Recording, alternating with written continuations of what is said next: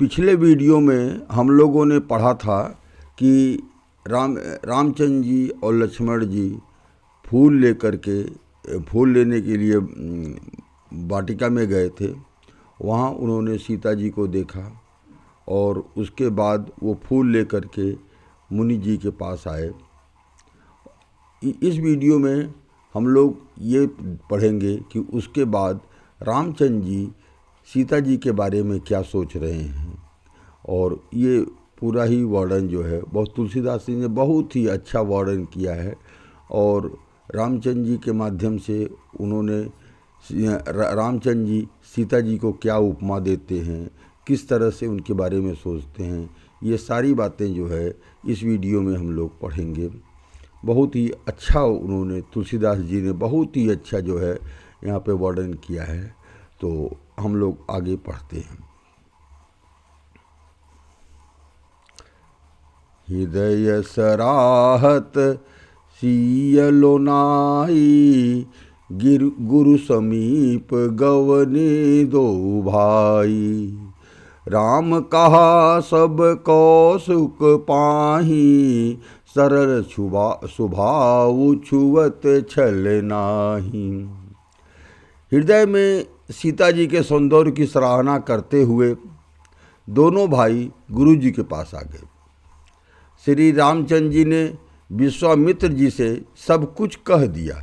देखिए, जरा सा भी उनके अंदर ये छिपाव नहीं है कि ये बातें हम गुरु जी से बोले न बोले, छिपा के अपने मन में सोचें, ऐसा कुछ नहीं। वो आके एकदम खुले मन से सब कुछ जो है गुरु जी के सामने रख दिया, क्योंकि उनका स्वभाव सरल है और छल तो छूता भी नहीं है। मतलब छल उनके अंदर है ही नहीं। वो पूरी बात आके जो है गुरु जी को उन्होंने बता दिया कि हम गए थे, सीता जी दिखाई पड़ी थी, वो सब कुछ उन्होंने बता दिया। सुमन पाई मुनि पूजा कीन्ही, पुनि आशीष दु भाई न दीन्ही। सुफल मनोरथ हो तुम्हारे, राम लखन सुनि भय सुखारे। जब गुरु जी को फूल मिल गया, गुरु जी ने पूजा किया। पूजा करने के बाद गुरु जी ने दोनों भाइयों को आशीष दिया, आशीर्वाद दिया और ये बोला कि सुफल मनोरथ हो तुम्हारे सारे मनोरथ जो है सफल हो जाए। राम लखन सुनि भय सुखारे। और ये सुन करके, ये आशीर्वाद पा करके राम और लक्ष्मण दोनों लोग सुखी हो गए। करि भोजन मुनिवर विज्ञानी, लगे कहन कछु कथा पुरानी। विगत दिवस गुरु आय सुपाई, संध्या करन चले दो भाई। श्रेष्ठ विज्ञानी मुनि विश्वामित्र जी भोजन करके कुछ प्राचीन कथाएं कहने लगे। इतने में दिन बीत गया और गुरु जी की आज्ञा पाकर दोनों भाई संध्या करने लगे। प्राची दिश सस उ सुहावा, सिय मुख सरिस देखि सुख पावा। बहुरी विचार कीन मन माही, सिय बदन समहिम कर नाही। शाम हो गई, चंद्रमा निकल आया था।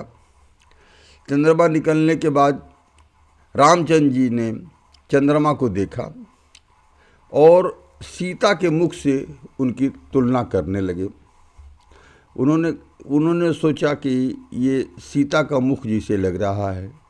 फिर मन में विचार आया कि यह चंद्रमा तो सीता जी के मुख के समान नहीं है। क्यों नहीं है? आगे वो बता रहे हैं। जन्म सिंधु पुनि बंधु विषु, दिन मलिन सकलंक। सिय मुख समता पाव किमी, चंद बापुरो रंक।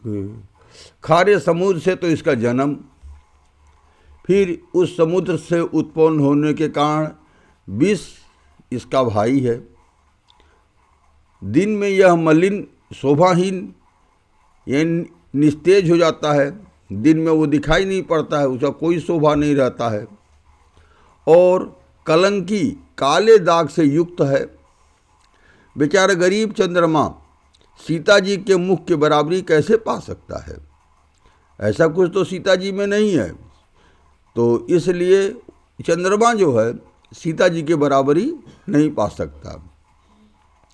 आगे सोच रहे हैं कि घटई बढ़ई बिरहिन दुखदाई, ग्रसई राहु निज संधि पाई, कोक शोक प्रद पंकज द्रोही, अवगुण बहुत चंद्रमा तोही। फिर यह घटता बढ़ता है, विरहिणी स्त्रियों के लिए दुख देने वाला है, राहु अपनी संधि में पाकर इसे ग्रस लेता है, चकवे को चकवी के वियोग का शोक देने वाला है, कमल का वैरी यानी कमल मुरझा जाता है, जब चंद्रमा उगता है तो कमल जो है सिकुड़ जाता है, सवेरे जब सूरज उगता है तब कमल खुलता है, तो कमल का वैरी उसे मुरझा देने वाला है। हे चंद्रमा, तुझ में बहुत से अवगुण हैं जो सीता जी में नहीं है, इसलिए चंद्रमा जो है उनका जो है तुलना नहीं किया जा सकता। वैदेही मुख पट तर दीन्हे, होई दोष बड़ अनुचित कीन्हे, सिय मुख छवि विधु ब्याज बखानी, गुरु पही चले निशा बड़ी जानी। अतः जानकी जी के मुख की तुझे उपमा देने में बड़ा अनुचित कर्म करने का दोष लगेगा। इस प्रकार चंद्रमा के बहाने सीता जी के मुख की छवि का वर्णन करके बड़ी रात हो गई है, वे गुरु जी के पास चले गए।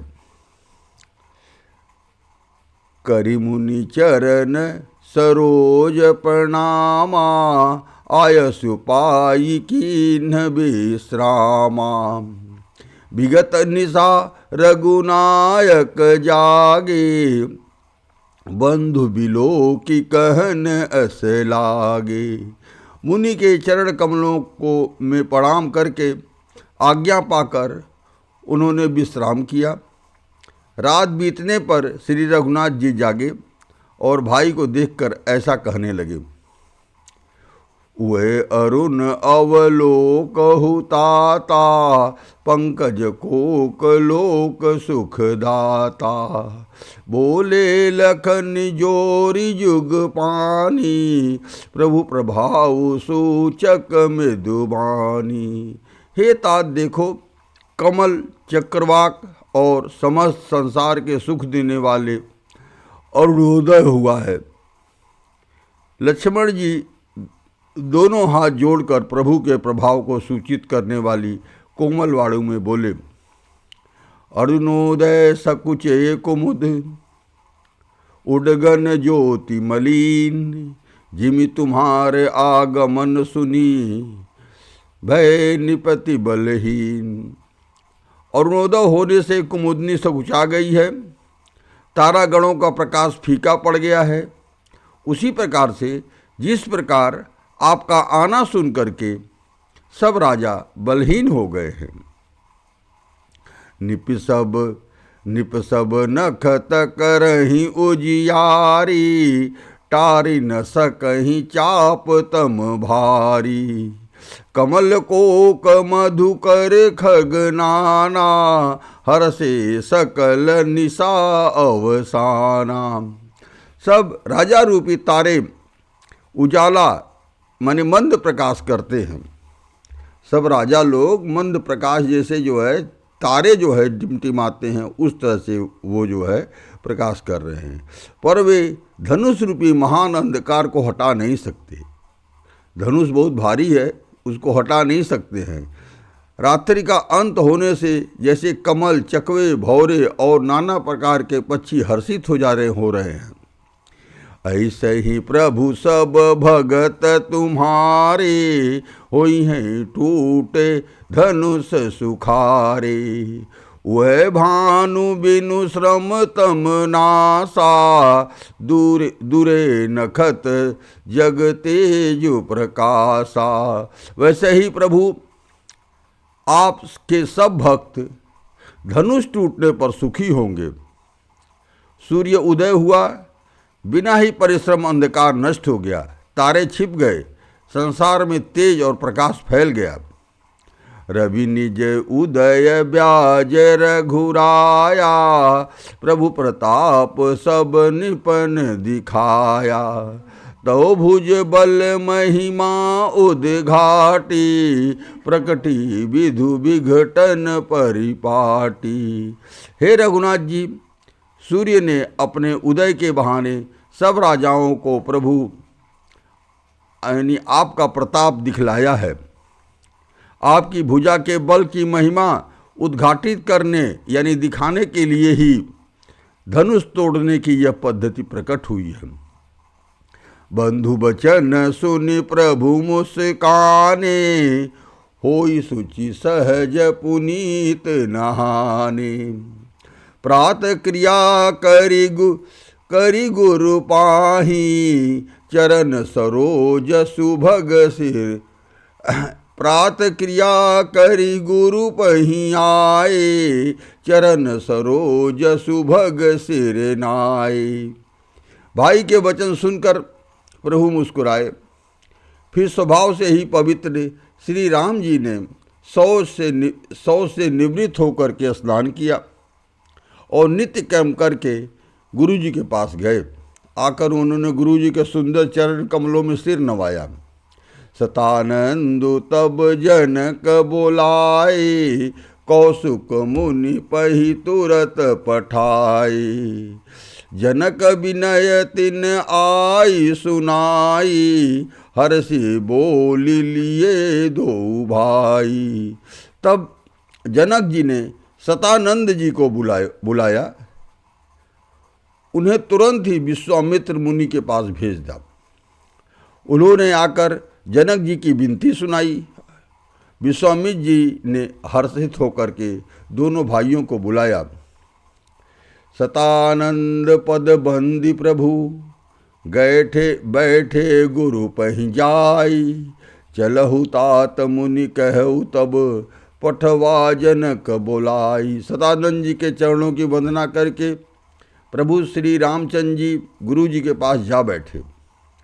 तब मुनि ने कहा, हे तात चलो, जनक जी ने बुलावा भेजा है यानी बुलाया है। अब आगे जो है, सिय स्वयं बरु देखिए जाई, ईसु काहि धो देह बड़ाई। लखन कहा जस भाजनु सोई, नाथ कृपा तव जा पर होई। चलकर सीता जी के स्वयंवर को देखना चाहिए। देखें ईश्वर किसको बड़ाई देते हैं। लक्ष्मण जी ने कहा, हे नाथ, आप पर जिस पर आपकी कृपा होगी वही बड़ाई का पात्र होगा। धनुष तोड़ने का श्रेय उसी को प्राप्त होगा। हर्षे मुनि सब सुनि बरबानी, दीन असीस सबहि सुख मानी। पुनि मुनि बीन्द्र समेत कृपाला, देखन चले धनुष मखसाला। इस श्रेष्ठ वाणी को सुनकर सब मुनि प्रसन्न हुए। सभी ने सुख मानकर आशीर्वाद दिया। फिर मुनियों के समूह सहित कृपालु श्री रामचंद्र जी धनुष यज्ञशाला देखने चले। रंग भूमि आए दो भाई, अस सुधि सब पुरवासिन पाई। चले सकल गृह काज बिसारी, बाल जुआल जरठ नर नारी। दोनों भाई रंगभूमि में आए हैं। ऐसी खबर जब सब नगरवासियों ने पाई, तब बालक, जवान, बूढ़े, स्त्री, पुरुष सभी घर और कामकाज को भुलाकर चल दिए। राम जी का दर्शन करने के लिए सारे लोग आ गए। सब लोग आ गए कि अब रामचंद्र जी और लक्ष्मण जी जो है रंगभूमि में आए हैं, तो सब लोग उनको दर्शन करने के लिए, उनको देखने के लिए आ गए। देखी जनक भीर भय भारी, सुचि सेवक सब लिए हकारी। तुरत सकल लोगन पहि जाहू, आसन उचित देहु सब काहू। जब रामचंद्र जी रंगभूमि तरफ आए तो सब लोग आके जो है राम जी को देखने के लिए आ गए। एकाएक बहुत भीड़ बढ़ गई। तब जनक जी ने देखा कि भाई भीड़ तो बहुत बढ़ गई, एकाएक जो है कैसे व्यवस्था किया जाए। तो तुरंत उन्होंने अपने आदमियों को कहा, विश्वासपात सेवकों को बुलाया और कहा कि भाई तुम लोग तुरंत सबके पास जाओ और सबको जो है अच्छे जहाँ जहाँ बैठने की जगह है अथा योग्य आसन सबको दिलाओ, नहीं तो भीड़ बढ़ने से कुछ गड़बड़ भी हो सकता है ना। जैसे एकाएक भीड़ बढ़ जाए तो कहीं कुछ एक्सीडेंट भी हो सकता था। इतना भीड़ बढ़ गया, एक ही जगह सब लोग खड़े हो जाएंगे, कुछ गड़बड़ हो सकता था। तो पहले तुरंत सेवक लोग पूरा अरेंजमेंट में लग गए, कौन आदमी कहाँ बैठेगा, जल्दी जल्दी सबको बैठा दो, सब लोग बैठ जाएंगे। उसके बाद जो है कही विदु बचन विनीत तिन, बैठा रे नर नारी। उत्तम मध्यम नीच लघु, निज निज थल अनुहार। उन सेवकों ने कोमल और नम्र वचन कह करके, यानी डांट डांट के नहीं, प्यार से सबको जहाँ जहाँ जिसको बैठने की जगह था उनको पहले जगह दिया। यहाँ बैठिए आप लोग, रामचंद्र जी हैं, यहीं कहीं गए नहीं हैं, यहीं दर्शन होएगा सबका, आप लोग जो है यहाँ आराम से बैठ जाइए। उन सेवकों को कोमल और नम्र वचन कह कर उत्तम मध्यम नीच लघु सभी श्रेणी के स्त्री पुरुषों को अपने अपने योग्य स्थान पर बैठाया। राजकुंवर तेहि अवसर आए, मनहु मनोहर तातन छाए। गुण सागर नागर बर बीरा, सुंदर श्यामल गौर शरीरा। उसी समय राजकुमार राम और लक्ष्मण वहाँ आए। वे ऐसे सुंदर हैं मानो साक्षात मनोहरता ही उनके शरीर पर छा रही है। सुंदर सांवला और गोरा उनका शरीर, वे गुणों के समुद्र, चतुर और उत्तम वीर हैं। राज समाज विराजत रूरे, उडगन महु जनु जुग विधु पूरे। जिनके रही भावना जैसी, प्रभु मूरत तिन देखी तैसी। वे राजाओं के समाज में ऐसे सुशोभित हो रहे हैं माने तारागणों के बीच में दो पूर्ण चंद्रमा हो। जिनकी जैसी भावना थी प्रभु की मूरत उन्होंने वैसी ही देखी। भगवान को जिस रूप में हम लोग देखते हैं भगवान वैसे ही हमको दिखाई पड़ते हैं। भगवान की ये विशेषता है कि हम उनको जिस रूप में देखना चाहें, कुछ लोग गुरु के रूप में देखना चाहते हैं तो बहुत बड़े ज्ञानी के रूप में दिखाई पड़ते हैं। कुछ लोग उनको जो है अपने पिता के रूप में देखना चाहते हैं तो पिता के रूप में आके उनका सेवा करते हैं। कुछ लोग दोस्त के रूप में देखते हैं तो भगवान जी उनके दोस्त के बन के उनका हर जगह उनको सही रास्ता दिखाते हैं। और जिस रूप में हम अपने भगवान को देखना चाहते हैं भगवान उसी रूप में हमारे सामने आ जाते हैं, उसी रूप में हमको दिखाई पड़ने लगते हैं।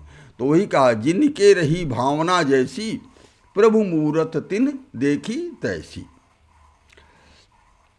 आगे तुलसीदास जी लिख रहे हैं कि देख ही रूप महारन धीरा, मनहु वीर रस धरे शरीरा।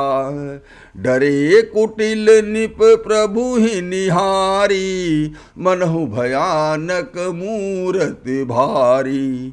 महान रणधीर यानी राजा लोग श्री राम जी के रूप को ऐसा देख रहे हैं माने स्वयं वीर रस शरीर धारण किए हुए हो। राजा लोग वीरता के नज़र से देख रहे हैं तो रामचंद्र जी वहाँ बहुत ही वीर रस के वो में दिखाई पड़ रहे हैं। और कुटिल राजा यानी बुरे राजा जो हैं उनको कैसे दिखाई पड़ रहे हैं? डर के रूप में, मतलब बहुत, अरे भाई उनको देख के डर गए कि भगवान राम आ गए, अरे बाप रे बाप, हम लोगों का यहाँ कहाँ ठिकाना है। कुटिल राजा प्रभु को देख कर डर गए, मानो बड़ी भयानक मूर्ति हो। रहे असुर छल सो निप भेसा, तिन प्रभु प्रकट काल सम देखा। छल से जो राक्षस वहाँ राजाओं के भेष में बैठे थे, उन्होंने प्रभु को प्रत्यक्ष काल के समान देख लिया। अपूर्वासीन देखे दो भाई, और पूर्ववासी माने जो वहाँ के रहने वाले थे, जनकपुरी के रहने वाले थे, उनको कैसे दिखाई पड़ रहे हैं? उनको दिखाई पड़ रहे हैं नरभूषण लोचन सुखदाई। आदमियों में आभूषण, भगवान जो है आदमियों के आभूषण जैसे इतना अच्छे हैं, भूषण रूप और नेत्रों को सुख देने वाले दिखाई पड़ रहे हैं। नारी लोग कैसे देख रही है उनके? नारी बिलो कहीं हरसी ही है, निज निज रुचि अनुरूप, जनु सोहत सिंगार धरी, मूर्ति परम अनूप। स्त्रियां हृदय में हर्षित होकर के अपनी अपनी रुचि के अनुसार उन्हें देख रही हैं, मानो सिंगार रस ही परम अनुपम मूर्ति धारण किए हुए सुशोभित हो रहा है। विदूषण प्रभु विराट में दीसा, बहुमुख कर पग लोचन सीसा। जनक जाति अवलोक ही कैसे, सजन सखे प्रिय लागहि जैसे। विद्वान लोग प्रभु को विराट स्वरूप में देख रहे हैं। विद्वानों को प्रभु विराट स्वरूप में दिखाई पड़ रहे हैं, जिनके बहुत से मुख हैं, हाथ हैं, पैर हैं, नेत्र हैं और सिर हैं।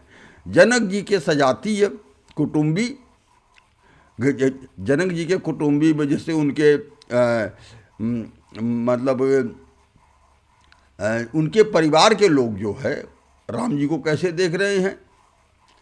जनक जी के सजातीय कुटुंबी प्रभु को किस तरह से प्रिय रूप में देख रहे हैं, जैसे सगे सजन संबंधी प्रिय लगते हैं। कोई उनको संबंधी हो और वो अच्छा लगता हो, बैठना उठना उसका सब अच्छा लग रहा हो, ऐसे जो है जो जनक जी के परिवार के लोग उनको देख रहे हैं।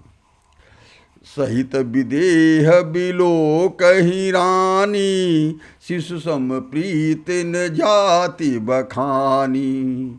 योगिन परम तत्वमय भाषा, शांत शुद्ध सम सहज प्रकाशा। जनक समेत रानियां उन्हें अपने बच्चे के समान देख रही हैं। उनकी प्रीत का वर्णन नहीं किया जा सकता है। अरे जितनी माँ लोग थीं वो सब लोग उनको एकदम छोटा बच्चा देख रही हैं कि अरे ये तो इतना छोटा बच्चा है, कितना अच्छे लग रहे हैं। बाल रूप में वो उनको देख रही हैं, अपने बच्चे के रूप में देख रही हैं। और योगियों को शांत शुद्ध और सम और स्वतः प्रकाश परम तत्व के रूप में दिखाई पड़ रहे हैं भगवान। और जो योगी लोग आए थे उनको जो है शांत रस, सब कुछ शांत शुद्ध सम स्वतः प्रकाश परम तत्व के रूप में दिखाई पड़ रहे हैं। आगे देखिए, हरि भक्तन देखे दो भ्राता, इष्ट देव इव सब सुखदाता। हरि भक्तों को दोनों भाई सब सुखों को देने वाले इष्ट देव के समान दिखाई पड़ रहे हैं। राम ही चितव भाय जेहि सिया, सो स्नेह सुख नहीं कथनिया। सीता जी जिस भाव से राम जी को देख रही हैं, वह स्नेह, वह प्रेम, वो तो एक ही बार देखी थी तो उनको आँखी से माध्यम से अपने हृदय में ले आके उनको लगा दिया था उन्होंने। तो वो प्रेम ये कहने लायक नहीं है, कह नहीं सकते।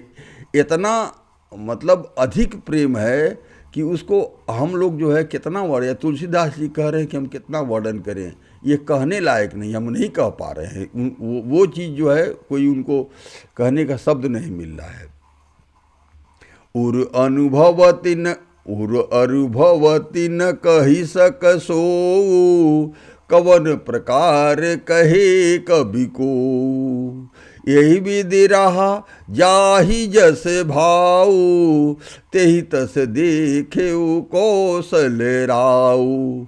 उस स्नेह और सुख को वे हृदय में अनुभव कर रही हैं, वे भी उसे कह नहीं सकती है।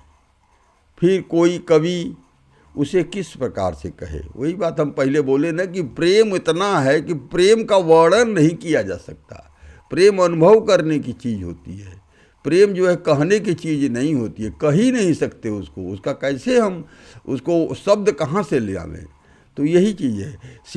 सीता जी का प्रेम उन्होंने तो पहले ही बार देखा, उनको आँख के माध्यम से अपने हृदय में बैठा लिया, आंखें बंद कर लिया, और जो आंख बंद करके सोच रही थी तो उनकी सहेली लोग सोच रही हैं कि ये जो है गौरी जी के बारे में सोच रही हैं, लेकिन वो तो राम जी के बारे में सोच रही थी।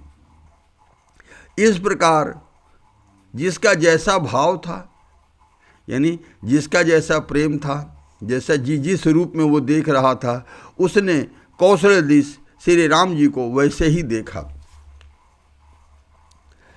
राजत राज समाज महु, कौशल राज किशोर। सुंदर श्यामल गौर तन, विश्व बिलोचन चोर। सुंदर सांवले और गोरे शरीर वाले, विश्व भर के नेत्रों को चुराने वाले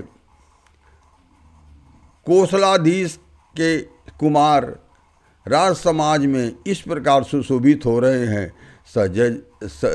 सहज मनोहर मूर्ति दो, कोटि काम उपमाल घुसो। शरद चंद निंदक मुख नीके, नीरज नयन भाव तेजी के। दोनों मूर्तियां स्वभाव से ही बिना किसी बनाव श्रृंगार के मन को हरने वाली हैं। राम और लक्ष्मण दोनों कोई अधिक मेकअप वेकअप तो किए नहीं थे, वैसे ही अपना जो है जो उनका नॉर्मल कपड़ा है, नॉर्मल तरीके से ही आए थे।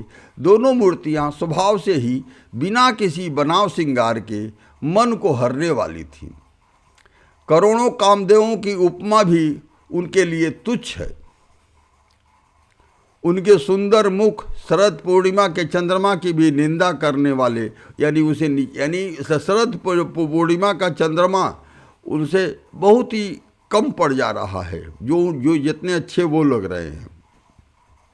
और कमल के समान नेत्र मन को बहुत ही भाते हैं। उनके जो है आँखें जो है सबको अच्छा लग रही हैं, सब लोगों के मन को अच्छा लग रही हैं। चितवन चारु मारु मनुहरनी, भावती हृदय जाति नहीं बरनी।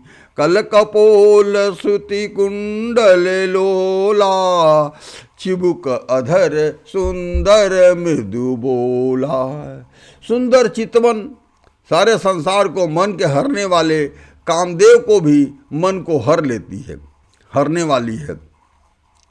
वह हृदय को बहुत ही प्यारी लगती है, पर उसका वर्णन नहीं किया जा सकता। सुंदर गाल हैं, कानों में चंचल झूमते हुए कुंडल हैं, थोड़ी और अधर है अधर सुंदर हैं, लाल लाल ओठ हैं और वाणी और कोमल वाणी है। बोलते हैं बहुत धीरे से प्यार से बोलते हैं। कुमुद बंधु कर निंदक हासा, भ्रुकुटी बिकट मनोहर नासा। भाल विशाल तिलक झलकाही, कछ बिलो की अली अवलील जाही। हंसी चंद्रमा के किरणों को तिरस्कार करने वाली है। भौहें टेढ़ी और नासिका मनोहर है, यानी ऊंचे चौड़े ललाट पर तिलक झलक रहे हैं, यानी दीप्तिमान, वो सर पे तिलक लगाए हैं ना, तो वही के। और काले घुघराले बालों को देख करके भौरों की पक्त भी लजा जाती है। पीत चौतनी सिरनि सुहाई, कुसुम कली बीच बीच बनाई। रेखे रुचिर कंबुकल गीवा, जनु त्रिभुवन सुषमा की सीवा। पीली चौकोनी टोपियाँ सिर पर सुशोभित है, जिनके बीच बीच में फूलों की कलियां बनाई हुई यानी काढ़ी हुई हैं। शंख के समान सुंदर गोल गले में मनोहर 3 रेखाएं हैं। वे मानो तीनों लोकों की सुंदरता की सीमा को बता रही हैं। कुंजर मणिकंठा कलित उरिन तुलसी का माल, वृषभ कंद के हरिठवनी बल निधि बाहु विशाल। हृदय पर राजमुक्ताओं के सुंदर कंठें, तुलसी की मालाएं सुशोभित हैं। उनके कंधे में बैलों के कंधे की तरह से ऊंचे पुष्ट हैं। एड़ माने खड़े होने की शान सिंह की है, और भुजाएं विशाल और बल के भंडार हैं। कटितुनीर पीठ पट बांधे, कर सर धनुष बाम बर कांधे। पीत यज्ञ उपबीत सुहाए, नख सिख मंजु महाछवि छाए। कमर में तरकस और पीताम्बर बांधे हैं। दाहिने हाथ में बाण और बाएं के में सुंदर कंधे पर धनुष। पीले यज्ञोपवीत जनेऊ सुशोभित हैं। नख से लेकर के शिखा तक सब अंग सुंदर हैं। उन पर महान शोभा छाई हुई है। देखी लोग सब भय सुखारे, एकटक लोचन चलत न तारे। हर से जनक देखी दो भाई, मुनिपद कमल गहे तब जाई। उन्हें देखकर सब लोग सुखी हुए। नेत्र एकटक माने निमेष शून्य, आँख हिल नहीं रही है, एकदम पलक एक जगह जो मतलब एकटक होकर देख रहे हैं। और तारे यानी पुतलियाँ भी नहीं चलती हैं। जनक जी दोनों भाइयों को देखकर हर्षित हुए। तब उन्होंने जाकर मुनि जी के चरण कमल पकड़ लिए। मुनि जी का पैर छुआ उन्होंने, जनक जी ने। करि विनती निज कथा सुनाई, रंग अवनि सब मुनि दिखाई। जहाँ तह जाहि कुंवर बर दो, तह तह चित चकित चितव सब को। विनती करके अपनी कथा सुनाई और मुनि जी को सारी रंग भूमि यज्ञशाला दिखलाई। दोनों श्रेष्ठ राजकुमार जहाँ जहाँ जाते हैं वहाँ वहाँ सब कोई आश्चर्य से उन्हें देखने लगते हैं। निज निज रुख राम ही सब देखा, को न जान कछु मर्म विशीखा। भली रचना मुनि निपुसन कहओ, राजा मुदित महासुख लहओ। सबने राम जी को अपनी ओर ही मुख किए हुए देखा। सबको लग रहा है कि रामचंद्र जी उन्हीं को देख रहे हैं, परंतु इसका कुछ भी विशेष रहस्य कोई जान नहीं सका। भगवान है, जैसे जब भगवान जी वनवास से लौट के आए थे, तो वनवास से लौट के आने के बाद पूरी अयोध्या के लोग राम जी के स्वागत के लिए आके खड़े हो गए। उस समय भगवान सबसे मिले और एक पल में मिल लिए। मतलब उन्होंने उनके शरीर से ऐसा रूप निकला कि सबको जो है उन्होंने सबसे मिल लिए और एक मतलब एक ही साथ सबसे मिल लिए, अपना इतना रूप प्रकट कर लिए और कोई किसी को देख नहीं रहा है, सबको एक ही दिखाई पड़ रहे हैं रामचंद्र जी, लेकिन वो 1 सेकंड में सबसे मिल लिए। तो भगवान जी की ये विशेषता है, वो तो एक साथ कई जगह चले जाते हैं। तो वैसे ही ये है, सब लोग देख रहे हैं कि राम जी उन्हीं को देख रहे हैं। सबने राम जी को अपनी ओर ही मुख किए हुए देखा, परंतु इसका कोई विशेष रहस्य कोई जान नहीं सका। मुनि ने राजा से कहा, रंगभूमि की रचना बड़ी सुंदर है। जब जनक जी ने सब दिखाया कि रंगभूमि कैसा बना है, क्या है, मुनि जी को दिखाया, तो मुनि जी ने देखा, कहा हाँ भाई बहुत अच्छा बना है। विश्वामित्र मुनि जैसे निष्प्रिय, विरक्त और ज्ञानी मुनि की रचना की प्रशंसा सुन करके राजा प्रसन्न हुए और उन्हें बड़ा सुख मिला। जब उन्होंने कहा कि हाँ हाँ बहुत बढ़िया व्यवस्था किया है, यहाँ ठीक है, यहाँ बैठने की जगह है, ये सब कुछ दिखाया उन्होंने। देखने के बाद विश्वामित्र मुनि बोले कि हाँ बहुत बढ़िया व्यवस्था किया है।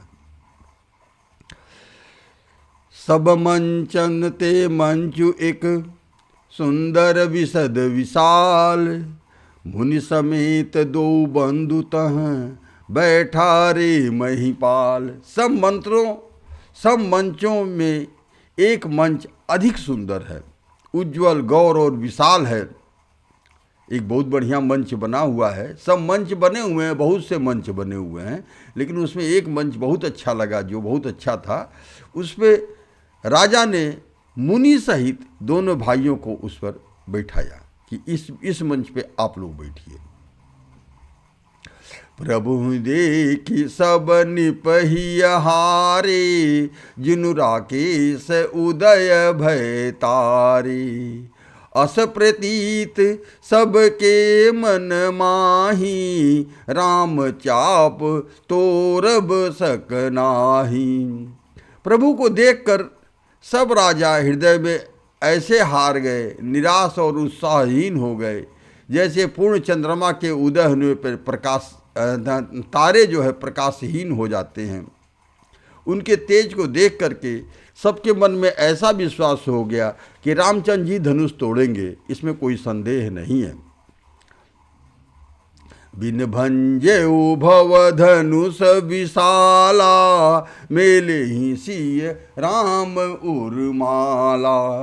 अस विचारी गवन हूँ घर भाई, जस प्रताप बल तेज गवाई।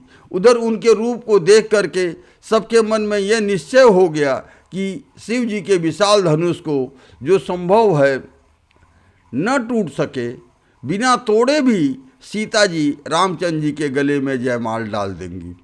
अर्थात दोनों तरह से ही हमारी हार है और विजय श्री रामचंद्र जी के हाथ ही रहेगी। ये सोचकर वे कहने लगे, हे भाई, ऐसा विचार कर यश प्रताप और बल और तेज गवाकर अपने घर को ही ओर चलो। अब चलो, कुछ मतलब यहाँ शादी नहीं हो सकती, यहाँ रामचंद्र जी आ गए तब कहाँ कुछ हो रहा है। बिहसे अपर भूप सुन बानी, जे अविवेक अंध अभिमानी।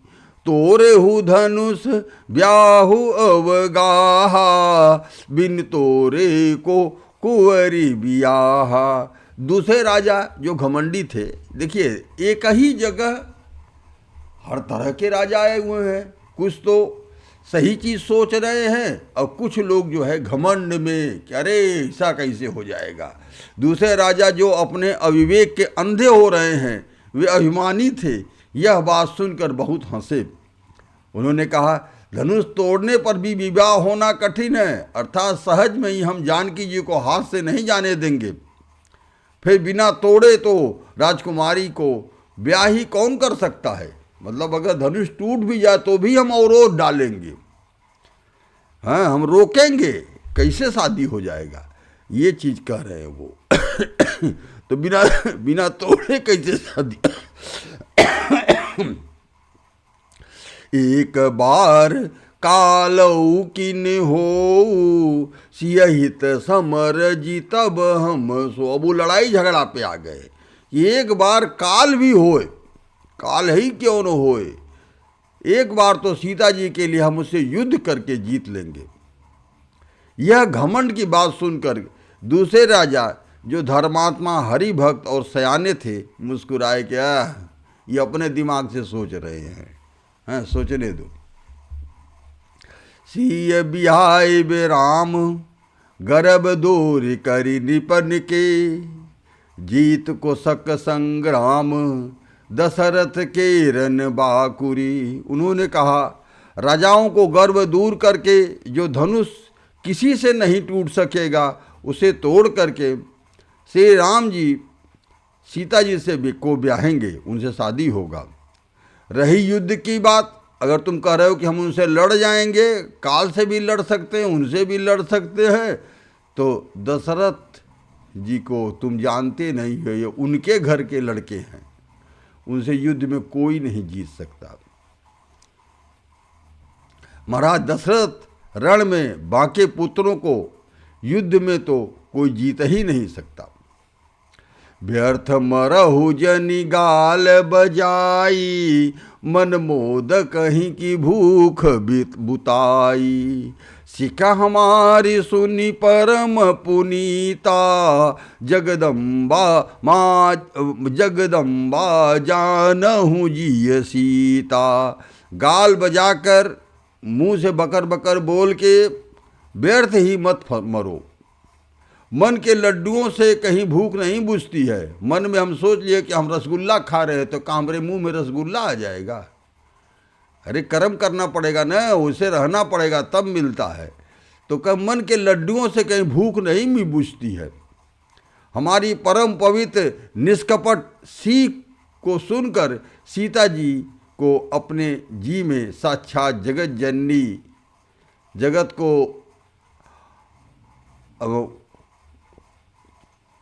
उत्पन्न पालन और पूरा संहार करने वाली देवी, वो जगत जननी जो हैं वो हैं। है शुरू में तुलसीदास जी ने लिखा था ना सीता जी के बारे में कि उद्धव स्थित संहार कारिणी। तो ये वर्ड जो है अपने मन में सोचिए। उन्हें पत्नी के रूप में पाने की आशा लालसा छोड़ दो, उनको माता के रूप में देखो। जगत पिता रघुपति ही विचारी, भरी लोचन छबिलेहु निहारी। सुंदर सुखद सकल गुण राशि, ए दो बंधु शंभु उर्वासी। और रघुनाथ जी को जगत का पिता यानी परमेश्वर विचार करके नेत्र भरकर उनकी छवि देख लो। ये देखने का मौका मिला है। रामचंद्र जी का दर्शन कहाँ सबको मिलता है। अभी तुम भाग्य से ही स्वयंवर के बहाने ही आए हो। राम जी आपके सामने हैं, एक बार उनका दर्शन कर लो। राम जी का दर्शन कहाँ मिलेगा। और रघुनाथ जी को जगत का पिता परमेश्वर विचार कर नेत्र भरकर उनकी छवि देख लो। ऐसा अवसर बार बार नहीं मिलता है। सुंदर सुख देने वाले और समस्त गुणों की राशि ये दोनों भाई शिव जी के हृदय में बसने वाले हैं। स्वयं शिव जी भी उनको सदा अपने हृदय में छिपाए रखते हैं। वे तुम्हारे नेत्रों के सामने आ गए हैं, तो इस अवसर का लाभ उठा लो, हैं, ध्यान से उनको देख लो। सुधा समुद्र समीप बिहाई, मृग जलु निरखी मरहु कत धाई। करहु जाई जा कहूँ जोई भावा, हम तो आज जन्म फल पावा। जब आदमी को कोई चीज़ सुलभ मिल जाती है ना तो वो उसका कीमत नहीं समझता है। कह रहे हैं कि राम जी का दर्शन करने का मौका मिला है। समुद्र है समीप आए हुए भगवत दर्शन रूप अमृत को समुद्र को छोड़ करके तुम जगत जननी जानकी जी को पत्नी रूप में पाने के दुराशा रूप मिथ्या मृग जल को देखकर दौड़कर क्यों मरते हो, क्यों ऐसा चीज सोचते हो। है फिर भाई जिसका जो अच्छा लगे वो करो। अब जो साधु लोग हैं यही कहते हैं भाई जिसको जैसा समझ में आवे वो अपना करे। हमको तो ये मिला। तो हमने तो आज श्री राम जी का दर्शन करके आज जन्म लेने का फल पा लिया, जीवन और जन्म के सफल कर लिया। आज हम भगवान जी के दर्शन पा गए, तो ये हमारे लिए सबसे बड़ा जीत तो हमारी यही है। हम और जगह जीते न जीते, धनुष टूटे न टूटे, हमसे कोई मतलब नहीं है। हमारा जीत तो यही हो गया कि हम राम जी का दर्शन कर लिए। ये साधु लोग जा कहु जो जा कहु जा करहु जाई जा कहु जोई भावा, जिसको जो इच्छा हो वो करे। हम तो आज जन्म फल पावा, हम आज जन्म भर का फल पा गए, राम जी का दर्शन हो गया। अस कही भले भूप अनुरागे, रूप अनूप बिलोकन लागे। देखहि सुर नभ चढ़े विमाना, बरसहि सुमन करहि कल गाना। ऐसा कहकर अच्छे राजा पे मग्न होकर के श्री राम जी के अनुपम रूप को देखने लगे। मनुष्यों की तो बात ही क्या है, देवता लोग भी आकाश से विमानों पर चढ़े हुए दर्शन कर रहे हैं और सुंदर गान करते हुए फूल की वर्षा कर रहे हैं। जानि सुअ सुर सिय तब पठई जनक बोलाई, चतुर सखी सुंदर सकल सादर चली लवाई। तब सुअवसर जान करके जनक जी ने सीता जी को बुला भेजा।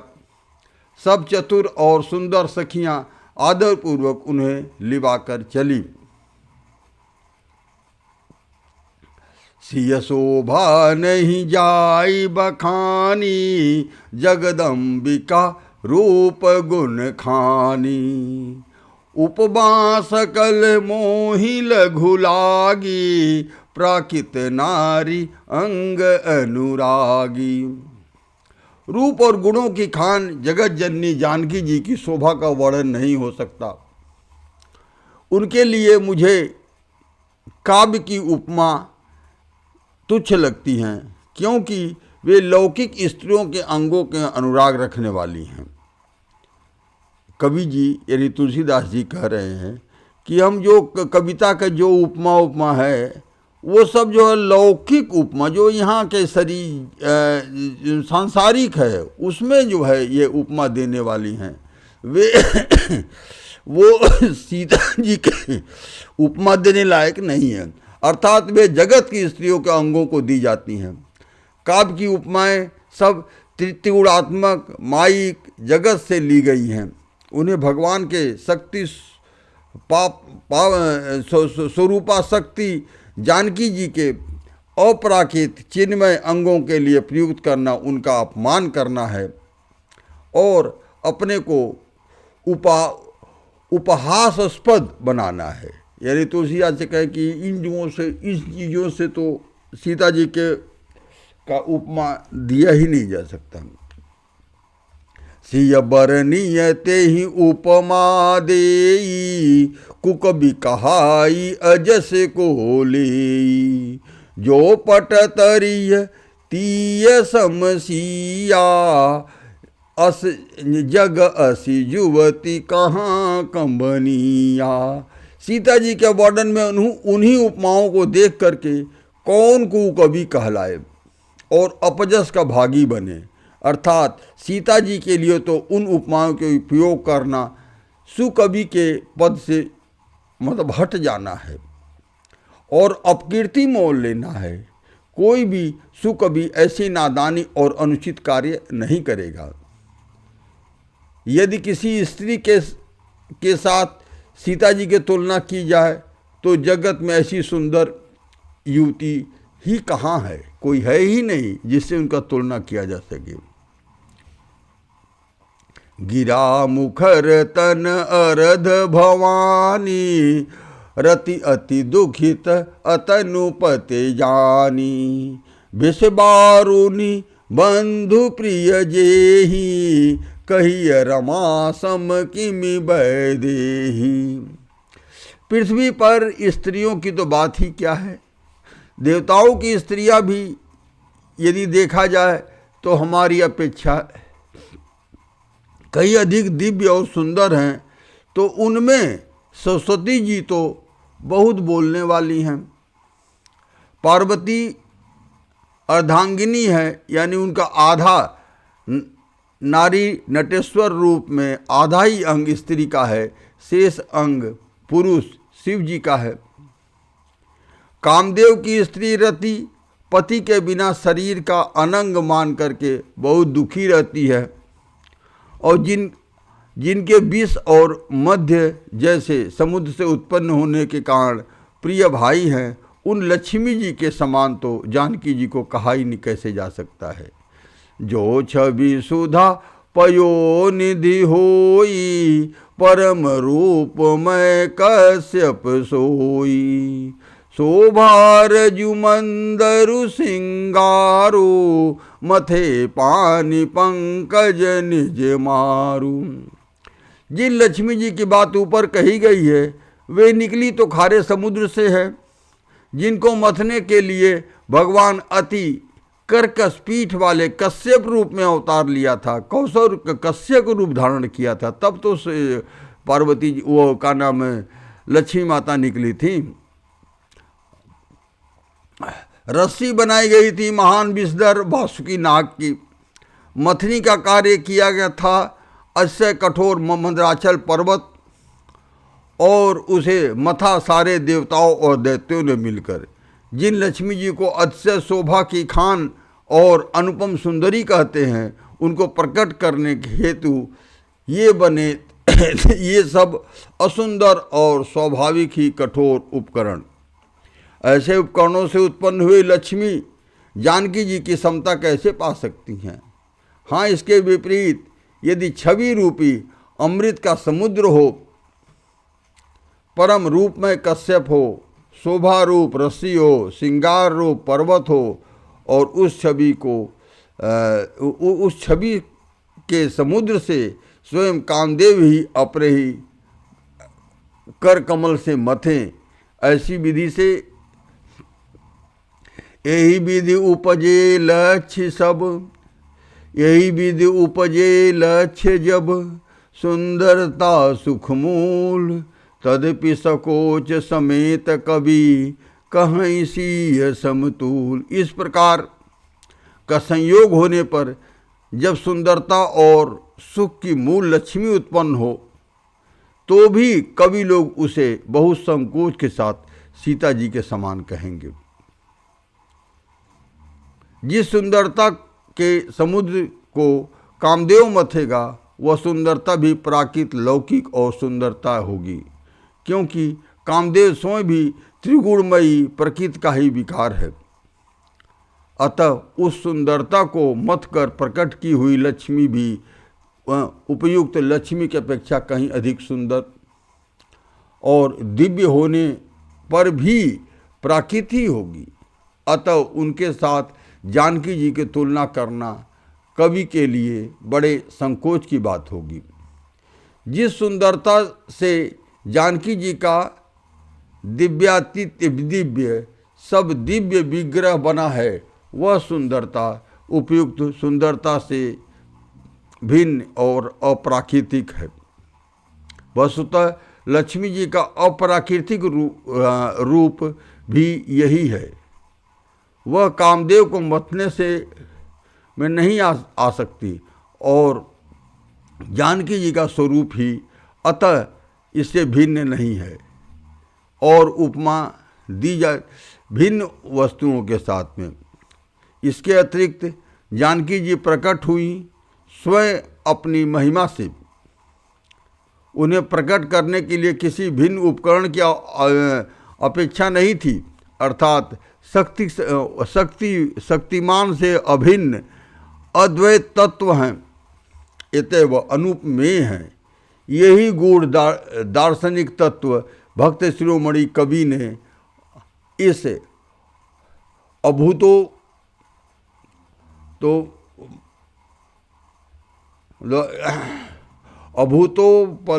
अभूतोपमालंकार द्वारा बड़ी सुंदरता से व्यक्त किया है।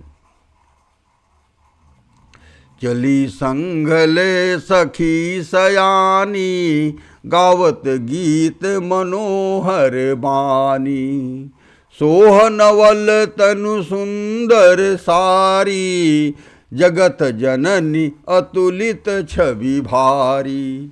सयानी सखियां सीता जी को साथ लेकर के मनोहर वाणी से गीत गाती हुई चली।